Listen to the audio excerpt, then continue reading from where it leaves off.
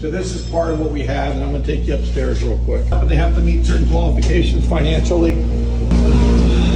Wow. We give away somewhere around 600 to 1,000 bikes each year. Come up, get all the rust off, paint things, replace things, go through and make sure that the gears all work and everything's right, the cables are all good. We've been in business for 102 years. His name's John. He wouldn't give me his last name. He says, I just wanted to help you. I like what you do. Oh, anyhow, so I gave him a hug. I said, anytime. So somebody has worked all those puzzles. Wow. You see all those puzzles down there on the top shelf?